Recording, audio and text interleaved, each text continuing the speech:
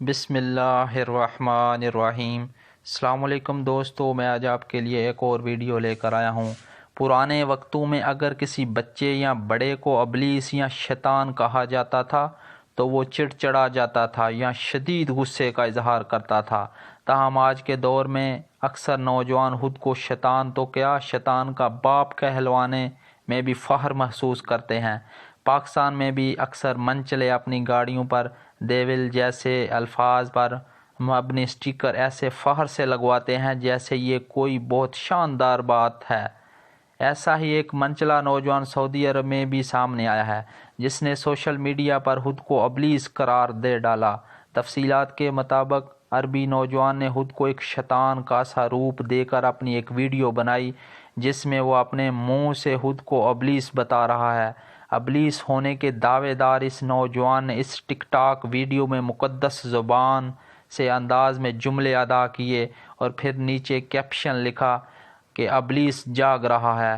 گاڑی میں بیٹھے اس عجیب و غریب حلیے والے نوجوان کی ویڈیو کلپ میں اونچی آواز میں موسیقی بھی سنائی دے رہی ہے۔ ٹک ٹاک پر اس مقامی نوجوان کی ویڈیو دیکھتے ہی دیکھتے وائرل ہوگی اور لوگوں کی طرف سے شدید غصہ سامنے آیا۔ صارفین کا کہنا تھا کہ شیطان پر اللہ تعالیٰ نے لعنت نازل فرمائی ہے اور جو شخص خود کو سنجیدگی یا مذاق دونوں صورتوں میں شیطان قرار دیتا ہے وہ اللہ کی نظر میں گناہ گار ہے اور معاشرے میں بھی شیطان کے ایجنٹ کا سا کام کر رہا ہے۔ ایسے شخص کے ساتھ قطعاً کوئی رعایت نہیں ہونی چاہیے۔ اس نوجوان نے اپنا یہ فعل دیوانگی یا نشے کی حالت میں نہیں کیا بلکہ وہ پوری طرح ہوش و حواس میں معلوم ہوتا ہے۔